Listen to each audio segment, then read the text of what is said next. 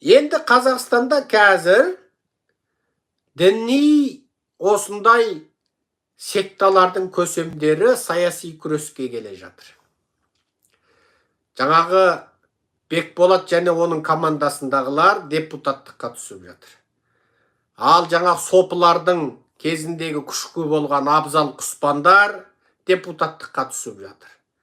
Демек, Қазақстанда алдағы уақытта уақабистер, зікірші сопылар және петқоллашылар болып, діни жағынан Қазақстанда үлкен талас тартыс басталған тұр. Петқоллашыларда оңай шағылатын жаңғақ емес. Олардың артында петқолланың үлкен қаржылық, ақпараттық, идеологиялық көмегі тұр. Петқоллашылар Қазақстанның біраз жерін алып қойды. Ал уақабистер өте бай, оларға Саудияның қаржылай көмегі бар. Ал жаңағы зікірші сопылардың артында Ресей Путин тұр, Иран тұр. Ортасында анағанда аузы аңқайып, мынағанда аузы аңқайып, құлқу Алланы дұрыстап екі қайырса әулие екен деп табынып, аңқау, надан, саяси, сауатсыз қазақ отыр. Молда құдай деген құдайлар бар. Құдайдың атын жамылған, молданың сәлдесін басын орап алған, ана бір сопыларың тіпті басына орта ғасырдың киімін киіп алған, әулие болған, қолда тәспих, қой бақпайды, егін екпейді, жер жыртпайды, бірақ 4 тоқал бар, 4 үй бар, 4 коттедж бар, 4 джип бар. Әшейін уағыз айтып, жан бағып жүр, патшаға бағын, тәуба, патша құдайдың жер бетіндегі көлеңкесі деп отыр. Бұның барлығы қолдан жасалған бұт құдайлар. Бұлар адам, бірақ бұт құдайлар. Міне, әңгіме неден өрбіп отыр? Әңгіме неден өрбіп отыр? Анығында мұсылман қандай еді? Бір жаратушыдан басқаға нанбаушы еді. Шынайы наным бойынша Ла илаха иллаллах Мұхаммед Расулаллах деген мұсылман, Алладан басқа тәңір жоқ, Мұхаммед оның елшісі дейді. Мұхаммед Мұстафа саллаллаху алейхи ассаламды Алланың құлы және оның елшісі деп нанады. Бірақ оны құдай демейді. Пайғамбарын құдай деп табынған христиандарша болмайды. Құдайдың ұлы демейді, Құдайдың шешесі демейді.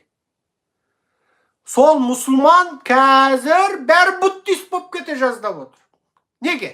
Қолдан жасалған құдайға табынады. Молда құдай, уағызшы құдай, анау біреусі хафиз екен, мына біреусі керемет уағызшы, бәрін құдай жасап. Енді соның артынан ілеседі. Анау Түркиядан келген ағымшылар бар, Рафта дегенге табынатын, Сүлейменшілер. Олар бірдеңе ғасырдың алдында өліп қалған бір түрік шал бар екен, оның ана жақта байланысы бар екен, таныстары бар екен. Солған Раптаға байланып, сол арқылы ана жаққа шығамыз дейді. Мына зікірші зіркілдек дискотека ойнайтын ақ дейтіндер бар. Олар не дейді? Мына пірлер дейді, конденсатор сияқты. Құдайдың информациясын мына біз жай адамдар қабылдай алмаймыз. Ана пірлер келіп, пірлер бізге жеткізіп, бізді пір жеткізеді, пірдің ана жақта авторитеті бар, біздің авторитетіміз жоқ дейді. Міне сөйтіп адамға табынады. Құдайға, әнші құдайға, шыңғырбайларға табынады. Мұна жұлдыздарға, ой деп аңырайтын аңырақтарға табынады. Сөйтіп әркімді бір құдайға табындырады. Әнді бейім көретіндер әнші құдайға, биді бейім көретіндер биші құдайға, ақынды құдай көретіндер ақын құдайға, жазушыны құдай көретіндер жазушы құдайға, өтірік сапырып саясат соғатындарды ұлтшыл қаңылтыр кеуделі саясаттанушы құдайларға, тілшіні құдай көретіндер тілші құдайларға, белсенділікті құдай көретін қолдан жасалған үріге рұқсаты бар белсенді құдайларға бәрін табындырып қойды. Енді қайтеді? Ойбай, құдайсыздық қоғамнан кейін енді молданы құдай көретіндерге сол молда құдайларды шығарып қойды. Оның өзінде 1000 сан сектаға бөліп. Содан сорлап отырған қазақша шығады. Сөйтіп сорлап отырмыз. Бәріне табынып, ана бүкіл қолдан жасалған құдайдың бәрінің артында Назарбаев Тоқаев жіпті ұстап меңгеріп отыр. Назарбаев Тоқаев жіпті ұстап бәрін меңгеріп отыр. Міне, әңгіме қайда жатыр. Ал нағыз демократиялық ұстаным бойынша Адамдардың наным сеніміне тиіспеу керек.